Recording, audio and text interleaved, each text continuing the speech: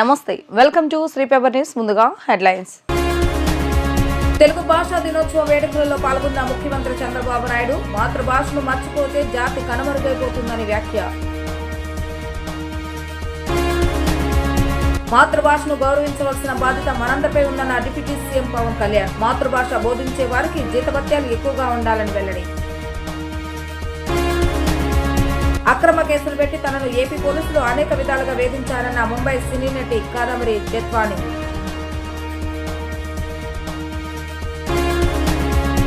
మాతృభాషను మర్చిపోతే జాతి కనుమరుగవుతుందని సీఎం చంద్రబాబు నాయుడు అన్నారు. జీతం కోసం ఆంగ్లం, జీవితం కోసం తెలుగు నేర్పిస్తామని వెల్లడించారు. నేను తెలుగు వాడిని, ప్రతి ఒక్కరూ గర్వంగా చెప్పుకునే రోజు వస్తుందని అన్నారు. జీవో నెంబర్ 77పై అధ్యయనం చేస్తామని తెలిపారు. తెలుగు భాషా దినోత్సవం సందర్భంగా విజయవాడలోని తుమ్మలపల్లి కళాక్షేత్రంలో ఏర్పాటు చేసిన సభలో సీఎం ప్రసంగించారు. ఈ కార్యక్రమంలో పాల్గొన్న సీఎంతో పాటు ఉప ముఖ్యమంత్రి పవన్ కళ్యాణ్, పర్యాటక శాఖ మంత్రి కందుల దుర్గేష్ పాల్గొన్నారు. కలెక్టర్ సృజన, సిపి రాజశేఖర్ బాబు సీఎంకు స్వాగతం పలికారు. ఈ సందర్భంగా ముఖ్యమంత్రి చంద్రబాబు నాయుడు మాట్లాడుతూ మాతృభాషలో అధ్యయనం చేస్తేనే విజ్ఞానం వస్తుందని అన్నారు. మాతృభాషను మర్చిపోతే జాతి కనుమరుగైపోతుందని అన్నారు. పరిజ్ఞానం రావాలంటే మాతృభాషలో ప్రాథమిక విద్య కొనసాగించాలని, ఆంగ్లం నేర్చుకుంటేనే జీవితం ఉంటుందంటూ గత ప్రభుత్వం నేతలు మాట్లాడారని గుర్తు చేశారు. భాష అనేది కమ్యూనికేషన్ మాత్రమేనని, తెలుగు భాషను కాపాడుతామని హామీ ఇచ్చారు. జీతం కోసం ఆంగ్లం, జీవితం కోసం తెలుగు నేర్పిస్తామని వెల్లడించారు. నేను తెలుగు వాడినని ప్రతి ఒక్కరూ గర్వంగా చెప్పుకునే రోజు వస్తుందని అన్నారు. భాష మర్చిపోతే జాతి కనుమరుగవుతుందని వ్యాఖ్యానించారు. జీవో నెంబర్ 77పై అధ్యయనం చేస్తామని తెలిపారు. 2047 నాటికి దేశంలోనే ఏపీ ప్రథమ స్థానంలో ఉండాలని కృషి చేస్తున్నానని పేర్కొన్నారు. అయితే దురదృష్టం ఇటీవల కాలంలో 5 సంవత్సరాలు ఒక ప్రభుత్వం వచ్చింది. ఏ ప్రభుత్వం అని చెప్పను. ఆ ప్రభుత్వం వస్తానే మాకే ఆశ్చర్యం వేస్తుంది. కొత్తగా వాళ్ళకే ఇంగ్లీషు తెలిసినట్టు, మనకెవరికీ తెలియనట్టు. కాబట్టి ఇంగ్లీష్ నేర్చుకుంటేనే జీవితం ఉన్నట్టు మాట్లాడే పరిస్థితికి వస్తే నాకు చాలా ఆశ్చర్యం వేసింది. ఎవరైనా మాట్లాడితే విరుచుకుపడిపోయే పరిస్థితికి వచ్చారు. ఈరోజు మీరు ఒక్క విషయం గుర్తుపెట్టుకోవాలి. అమెరికాలో భారతీయుల యొక్క తలసరి ఆదాయం $1,19,000 అది కూడా 18వ సంవత్సరం. అదే అమెరికాలో ఉండే ఇంగ్లీష్ మాట్లాడే తెల్ల అమెరికన్స్ ఆదాయం మీరు చూస్తే, వైట్ అమెరికన్స్ ఆదాయం చూస్తే $65,000. భాషే తెలివినిస్తుందంటే, భాషే ఆదాయాన్ని ఇస్తుందంటే, ఎవరికి ఆదాయం రావాలంటే అమెరికన్స్కి రావాలి కానీ ఇండియన్స్ కాదు.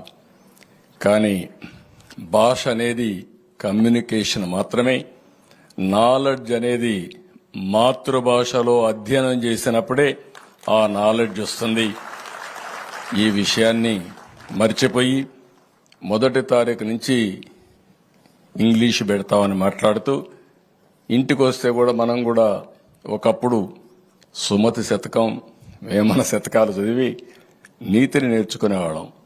ఇప్పుడంతా ఇంగ్లీష్ పోయమ్స్ అయిపోయినాయి. అది కూడా ఒకసారి బాధేస్తుంది. ఏది ఏమైనా మన భాషను కాపాడుకోవాలని ఎంతో మంది ప్రయత్నం చేస్తున్నారు. నేను, పవన్ కళ్యాణ్ గారు, ఇక్కడే నాయకులందరూ హామీ ఇస్తున్నాం. భాషను కాపాడతాం, దీంట్లో అనుమానమే అక్కర్లేదు.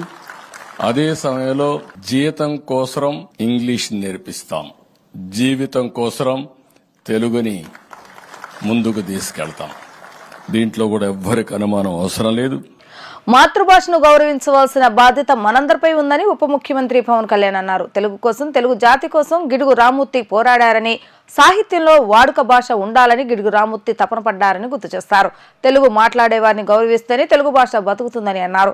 మాతృభాష బోధించే వారికి జీతభత్యాలు ఎక్కువగా ఉండాలని పేర్కొన్నారు. తెలుగు భాషా దినోత్సవం సందర్భంగా విజయవాడలోని తుమ్మలపల్లి కళాక్షేత్రంలో ఏర్పాటు చేసిన సభలో డిప్యూటీ సీఎం పవన్ కళ్యాణ్ మాట్లాడుతూ, మన భాష మీద మక్కువ, మమకారం చూపించటమే పాపం నేరమైపోయింది అని అన్నారు. గిడుగు రామ్మూర్తి దంపతులు తెలుగు భాషను వాడుక భాషగా తీర్చిదిద్దడం కంటే ముందుగా సవర భాషకు లిపిని సృష్టించిన మహోన్నతుడన్నారు.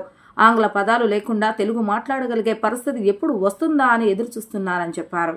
మాతృభాష గురించి మాట్లాడుకోవాలి అంటే, మన భాష గురించి మాట్లాడుకోవాలంటే మన తెలుగు గురించి మన మాతృభాష గురించి మాట్లాడుకుంటే ఇంగ్లీష్ నేర్చుకోవడం తప్పేం కాదు, దాన్ని కూడా డెవలప్ చేసుకోవాలి, దాన్ని కూడా మనం నిర్లక్ష్యం చేయట్లేదనే దుస్థితికి మనందరం చేరిపోయాం. మన భాష గురించి మన భాష మీద మక్కువ కానీ మమకారం కానీ చూపించడమే పాపం, నేరం అయిపోయింది. దానికి కారణం మనలోని భయం. అది గత ప్రభుత్వం కొన్ని నిర్ణయాలు తీసుకోవచ్చు, అంతకుముందు ఎవరైనా సరే, ఇట్స్ నాట్ అబౌట్ ఒక ప్రభుత్వానికి కాదు, కానీ ఏ ప్రభుత్వానికైనా సరే బాధ్యత ఆంగ్లం ఇది ఒక సమాజంలో ఉన్న సమస్య అంటే ఆంగ్లం మాట్లాడకపోతే తప్ప వాళ్ళకి ప్రతిభావంతులు కాదు, మేధస్సు లేదనే ఒక దుస్థితికి మనం అందరం ఒక ఆలోచన ధోరణి చేరిపోయింది. దీనిని కొన్ని దశాబ్దాలుగా ఒక్కొక్కరు బద్దలు కొడుతూ వచ్చారు. మనకి తెలుగు వ్యాకరణంగా నేర్చుకోవాలంటే బాగా బాధాకరమైంది ఏంటంటే, స్కూల్స్లో ఉన్నప్పుడు కానీ తెలుగు అధ్యాపకుల్ని వెటకారం చేయటం, సరైన తెలుగు మాట్లాడుతుంటే దాన్ని దానివల్ల ఏదో ఒక కామెడీ, ఒక వినోదం కలిగించే విధంగా ఉంది తప్ప నిజంగా తెలుగు భాష తాలూకు ఔన్నత్యం కానీ దాని గొప్పతనం కానీ అది చాలా పాపులర్ దీంట్లో తగ్గిస్తూ వచ్చాం. మనం అక్కడ మనందరం కూడా దీంట్లో బాధితున్నాం. కేవలం పోయిన ప్రభుత్వం ఒక్కటే బాధ్యత కాదు, మనలో ప్రతి ఒక్కరికి మన భాషని గౌరవం చూపించాల్సిన బాధ్యత మనందరి మీద ఉంది. ఇది నిజంగా చాలా దుస్థితి.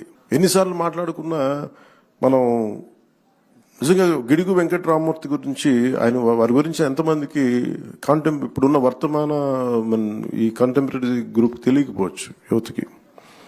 ఆయన గురించి చదివినప్పుడల్లా ఎంత కదిలిపోతుంటే, అసలు ఉదాహరణ చెప్పాలంటే గిడుగు రామమూర్తి గారు అసలు తెలుగు పండితులు కాదు, ఆయన ఇంగ్లీష్ టీచర్, ఆయన హిస్టారియన్.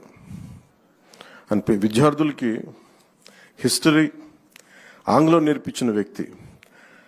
ఆయన తెలుగు భాష మీద అసలు ఆయన దృష్టి పెట్టలేదు. కానీ హిస్టరీ దీంట్లో ఏదో ఒక టెంపుల్కి వెళ్తే ఆ టెంపుల్ ఒక ప్రత్యేకమైన ఒక కలిపిన ఒక భాష పత్రాలు ఉంటే ఆ టెంపుల్ మీద అది అర్థం చేసుకోవడానికి ఒక ప్రయత్నం చేసి అప్పుడు ఆయన చదివి దాని మీద అది దీన్ని మరుగైపోయిన భాష, ఎవరు చదవలేరు, దేవతల భాష అంటే అది కాదని చెప్పి ఆయన నేర్చుకొని ఆయన మన లండన్ నుంచి కొన్ని మ్యాగజైన్స్ ఇంపోర్ట్ చేసుకొని పర్లాకిమిడి మహారాజు వారి సహకారంతో అవన్నీ చదివి అలా ఆయన పరిశోధకుడు. అలాగే గిడుగు వెంకటరామమూర్తి గురించి చెప్పాలంటే ఆయన మామూలు పోరాట యోధుడు కాదు. ఆయన ఏదో మనం కూర్చోబెట్టి మనకి తెలుగు భాషని ముందుకు తీసుకెళ్ళినోడే కాదు, ఆయన తెలుగు కోసం, తెలుగు జాతి కోసం పరితపించిపోయిన వ్యక్తి. ఎవరైతే తనకు అండగా నిలబడ్డారో పర్లాకిమిడి మహారాజు గారిని ఆయనతోనే గొడవ పెట్టుకున్న వ్యక్తి, అంటే అంత తపన పడిపోయే వ్యక్తి.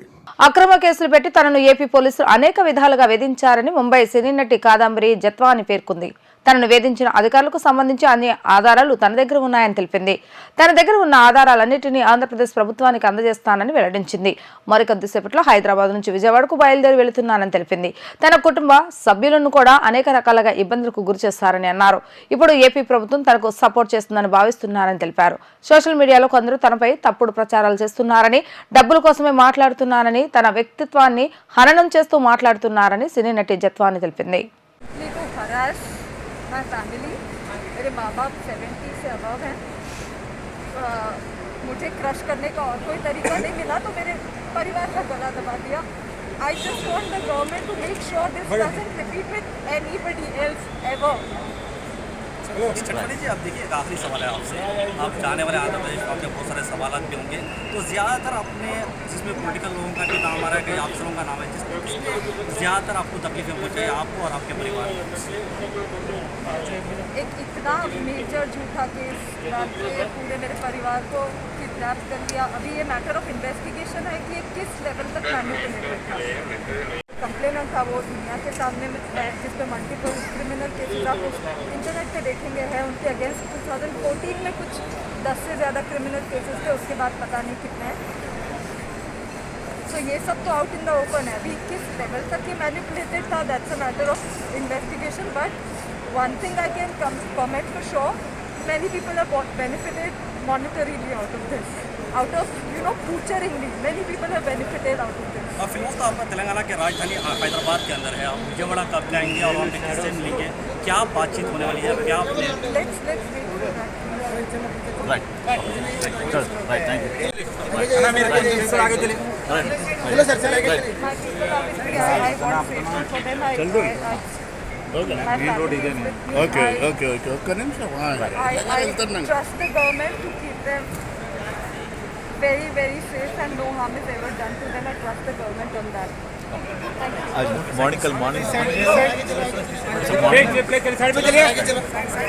కదంబరి జత్వానీ కేసుకు సంబంధించిన అన్ని అంశాలను పరిశీలిస్తున్నామని సిపి రాజశేఖర్ బాబు తెలిపారు. ఇందులో భాగంగా ఐపీఎస్ అధికారులపై ఆరోపణలు వచ్చాయని, ఇందులో ఎంతవరకు వాస్తవం ఉందనే అంశంపై దృష్టి పెట్టామని అన్నారు. బాధితురాలితో మాట్లాడి పూర్తి వివరాలు తెలుసుకుంటామని పేర్కొన్నారు.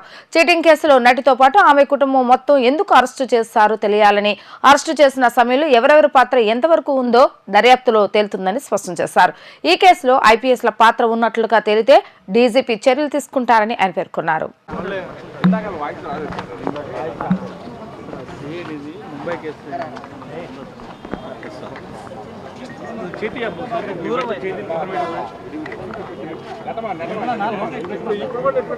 ముంబై కేసుకుంటే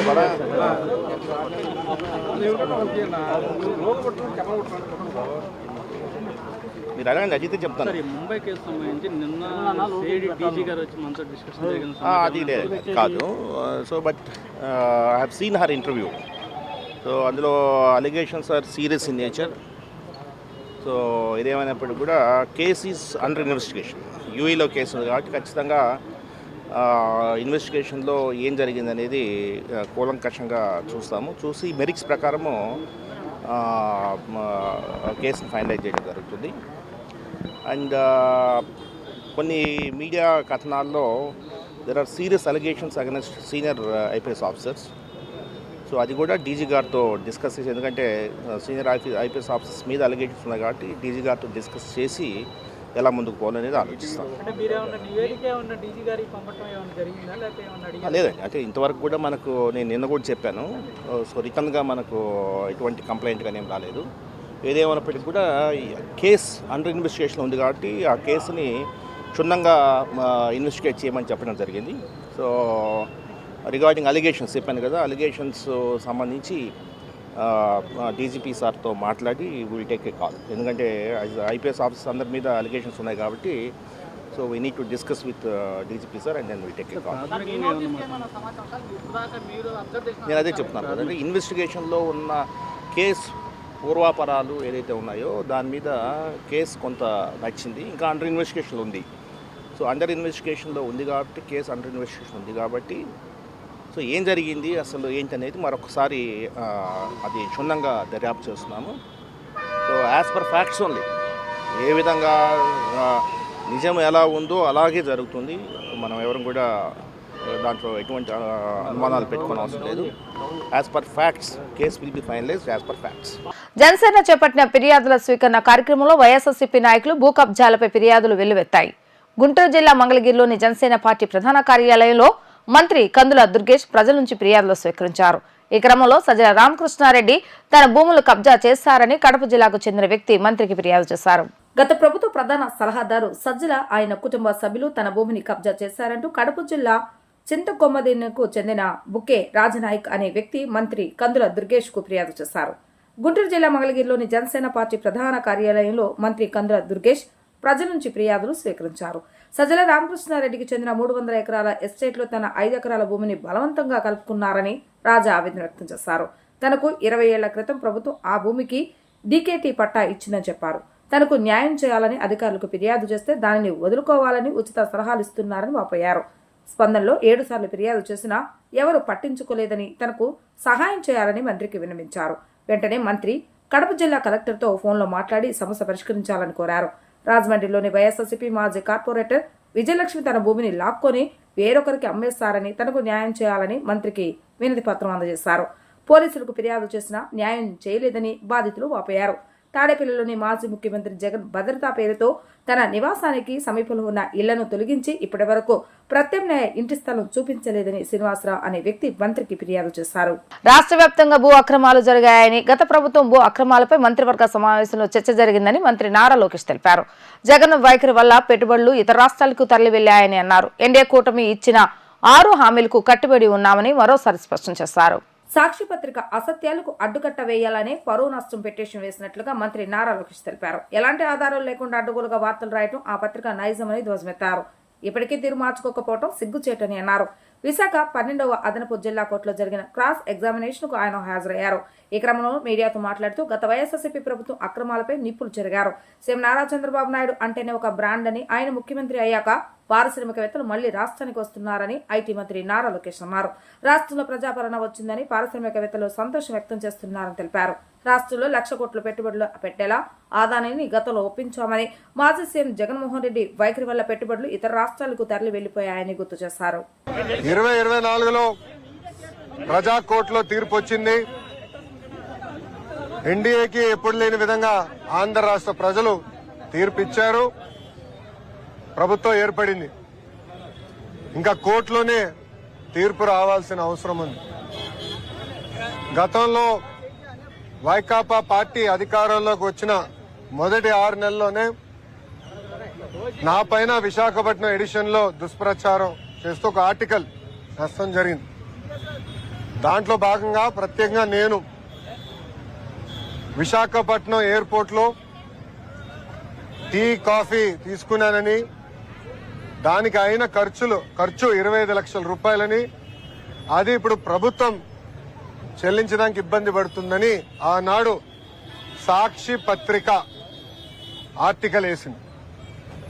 అందరు తెలిసిన విషయమే. సాక్షి పత్రికలో ఇన్వెస్ట్మెంట్ మొత్తం వైఎస్ కుటుంబాన్ని, ప్రత్యేకంగా ఆనాటి ముఖ్యమంత్రి వైఎస్ జగన్మోహన్ రెడ్డి గారు, ఆయన సతీమణి వైఎస్ భారతిరెడ్డి గారు పెట్టుబడి ఉంది.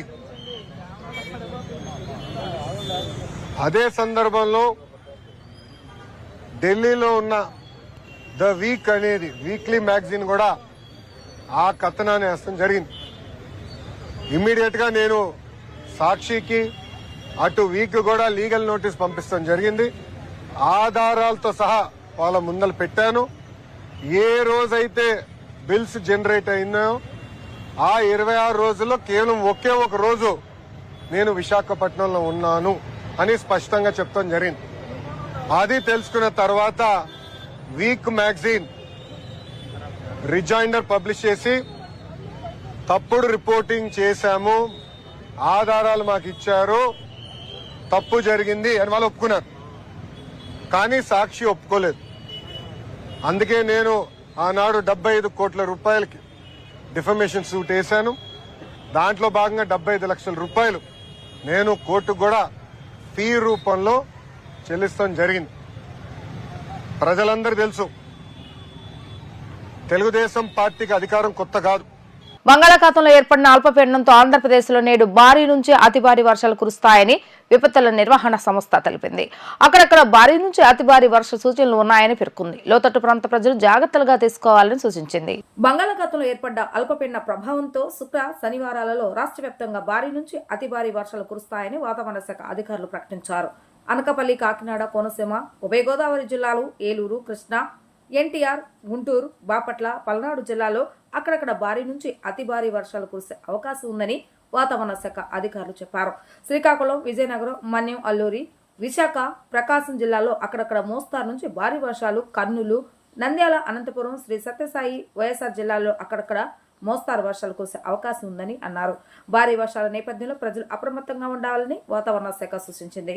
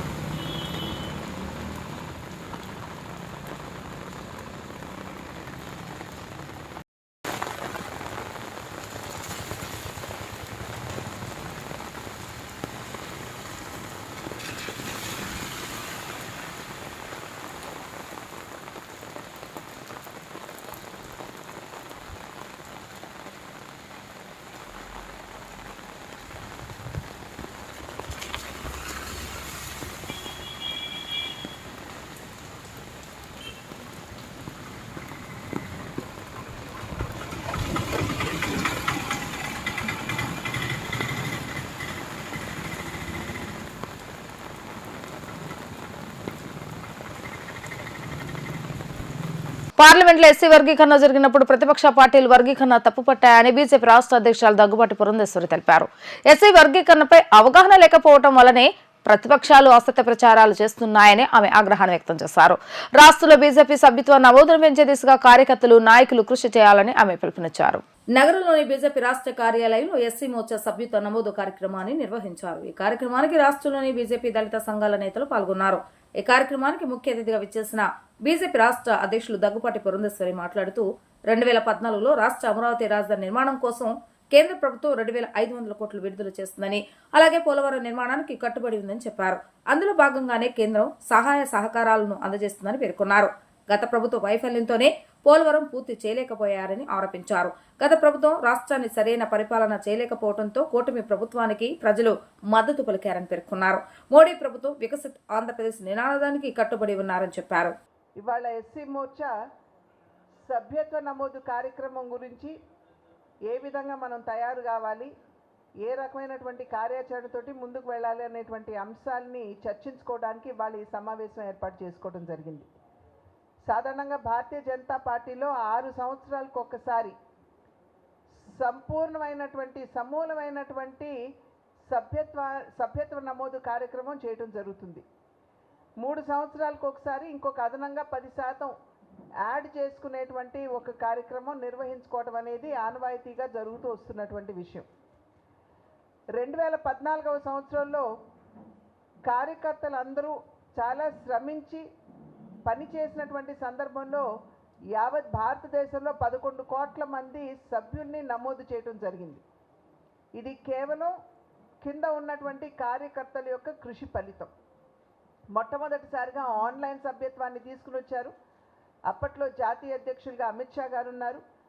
వారి సారథ్యంలో దేశవ్యాప్తంగా 11 కోట్ల మందిని సభ్యులుగా చేర్చి ప్రపంచంలోనే అతిపెద్ద పార్టీగా భారతీయ జనతా పార్టీ పరిణితి చెందింది అనేటువంటి విషయం మనందరికీ తెలుసు. ఆ తర్వాత తిరిగి 2019వ సంవత్సరంలో ఏదైతే నేను అన్నాను 3 సంవత్సరాలకు ఒకసారి అదనంగా ఇంకొక 10% యాడ్ చేసుకోవటం, ఆ సభ్యత్వ నమోదు కార్యక్రమం చేసినప్పుడు ఇంకొక 7 కోట్ల మందిని అప్పుడు మనం చేర్చుకున్నాం. అప్పుడు ఆన్లైన్లోనూ చేయటం జరిగింది భారతీయ జనతా పార్టీ, అదేవిధంగా నమో యాప్లో కూడా చేయటం జరిగింది. సో ఆ 11 ఈ 7 కలిపితే 18 కోట్ల మంది సభ్యులు కలిగినటువంటి పార్టీ భారతీయ జనతా పార్టీ. ఇవాళ 6 సంవత్సరాల తర్వాత 2014లో చేసాం. 6 సంవత్సరాల తర్వాత సమూలమైనటువంటి సభ్యత్వ కార్యక్రమం చేయాలి. అయితే మధ్యలో కరోనా రావడం ఒకటి, 2 ఎన్నికలు వచ్చినటువంటి సందర్భంలో నడ్డా గారి కార్యకాలం ఏదైతే ఉందో దాన్ని ఇప్పటి వరకు కూడా పొడిగించడం జరిగింది నేషనల్ కౌన్సిల్, నేషనల్ ఎగ్జిక్యూటివ్ యొక్క అనుమతితోటి. కాబట్టి ఇవాళ మళ్ళీ సభ్యత్వ నమోదు కార్యక్రమం పెద్ద ఎత్తున యావత్ దేశవ్యాప్తంగా కూడా చేసుకుని ఆ తర్వాత సంస్థాగతపరమైనటువంటి మార్పులు చేర్పులు, జాతీయ అధ్యక్షులు కావచ్చు, రాష్ట్ర అధ్యక్షులు కావచ్చు, జిల్లా అధ్యక్షులు కావచ్చు, వీటన్నిటి మీద కూడా దృష్టి పెట్టడం అనేది జరిగేటువంటి విషయం. వార్తలు ముగించే ముందు హెడ్లైన్స్ మరొకసారి. తెలుగు భాషా దినోత్సవ వేడుకలలో పాల్గొన్న ముఖ్యమంత్రి చంద్రబాబు నాయుడు మాతృభాషను మర్చిపోతే జాతి కనుమరుగైపోతుందని వ్యాఖ్య. మాతృభాషను గౌరవించవలసిన బాధ్యత మనందరిపై ఉందన్న డిప్యూటీ సీఎం పవన్ కళ్యాణ్. మాతృభాష బోధించే వారికి జీతభత్యాలు ఎక్కువగా ఉండాలని వెల్లడి. అక్రమ కేసులు పెట్టి తనను ఏపీ పోలీసులు అనేక విధాలుగా వేధించారన్న ముంబై సినీ నటి కాదంబరి జెత్వాని.